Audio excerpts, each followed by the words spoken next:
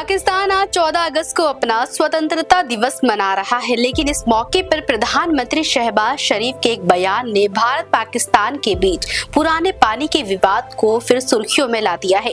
शरीफ ने कहा है कि पाकिस्तान के हिस्से के पानी की हर बूंद उसके लिए रेड लाइन है। भारत ने सिंध-ताश मुआहदे को यकतरफा और गैर कानूनी तौर पर मुअत्तल करके खुद को अमन का दुश्मन साबित किया है। मैं वाशगाफ अल्फाज में ऐलान करता हूं कि पाकिस्तान के पानी की एक एक बूंद हमारी रेड लाइन है। भारत राह रास्त पर न आया तो उसे बराह रास्त जवाब दिया जाएगा। उन्होंने भारत को चेतावनी देते हुए कहा कि पाकिस्तान युद्ध नहीं चाहता, लेकिन उसकी शांति की नीति को कमजोरी न समझा जाए। सवाल है कि आखिर सिंधु नदी के पानी को लेकर पाकिस्तान इतना चिंतित क्यों है और भारत के लिए ये मुद्दा कितना अहम है। सबसे पहले समझिए कि सिंधु नदी का पानी पाकिस्तान के लिए सिर्फ पानी नहीं है। पाकिस्तान की खेती, सिंचाई, खाद्य सुरक्षा और ग्रामीण अर्थव्यवस्था का बड़ा हिस्सा सिंधु नदी प्रणाली पर निर्भर करता है। यही वजह है कि इस नदी से जुड़े किसी भी बदलाव को पाकिस्तान राष्ट्रीय सुरक्षा के नजरिए से देखता है। लेकिन कहानी सिर्फ पाकिस्तान की चिंता तक सीमित नहीं है। इसके पीछे 1960 में हुई वह संधि है जिसने दशकों तक दोनों देशों के बीच नदियों के पानी का बंटवारा तय किया। इसे कहते हैं सिंधु जल संधि। 1960 में भारत और पाकिस्तान के बीच हुए इस समझौते में सिंधु नदी प्रणाली की 6 प्रमुख नदियों के पानी के इस्तेमाल के नियम तय किए गए हैं।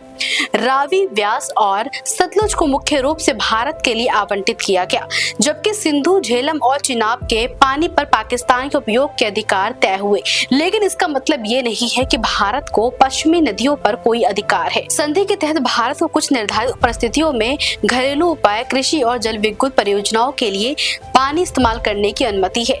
अब आते हैं असली विवाद पर। भारत और पाकिस्तान के बीच सिंधु जल संधि को लेकर कई बार टकराव हुआ है। खासकर भारत की जल विद्युत परियोजनाओं को लेकर पाकिस्तान आपत्ति जताता रहा है।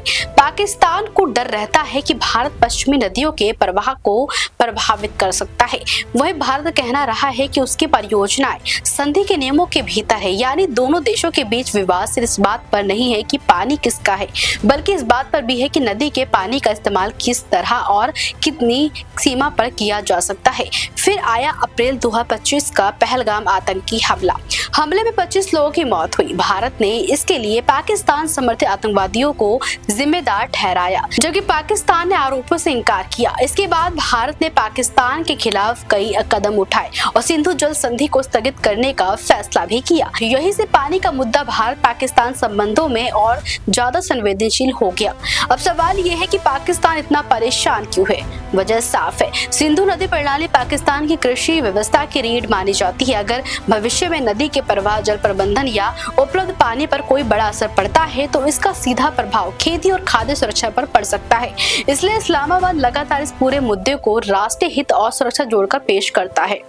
लेकिन ये एक महत्वपूर्ण बात समझना जरूरी है। भारत के लिए पाकिस्तान की ओर से जाने वाली पश्चिमी नदियों का पूरा पानी अचानक रोक देना कोई आसान या तत्काल प्रक्रिया नहीं है। नदी का प्रवाह, मौजूदा जलाशय, बांधों की क्षमता, परियोजनाओं की स्थिति और तकनीकी ढांचा जैसे कई कारक इसमें भूमिका निभाते हैं। इसलिए शहबाज शरीफ का हर बूंद रेड लाइन वाला बयान राजनीतिक रणनीतिक चेतावनी है, जबकि पानी का वास्तविक प्रवाह तकनीकी और भौगोलिक परिस्थितियों से तय होता है।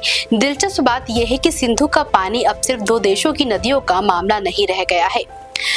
ये भारत पाकिस्तान के बीच कूटनीति, सुरक्षा, कृषि और रणनीतिक दबाव का हिस्सा बन चुका है। एक तरफ पाकिस्तान पानी को अपनी जीवन रेखा और रेड लाइन बता रहा है तो दूसरी तरफ भारत के लिए संधि और उसके तहत अपने अधिकारों का सवाल महत्वपूर्ण है। यानी सवाल सिर्फ ये नहीं है कि सिंधु का पानी किस तरफ बहता है।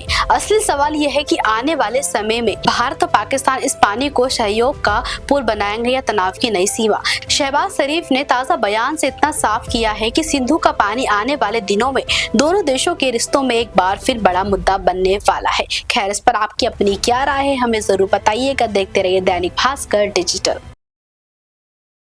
राजनीति हो या क्रिकेट, देश विदेश की ब्रेकिंग हो या आपके मोहल्ले की बड़ी खबर, सब मिलेगा एक ही ऐप में, सबसे तेज और भरोसेमंद। अभी डाउनलोड करें दैनिक भास्कर डिजिटल।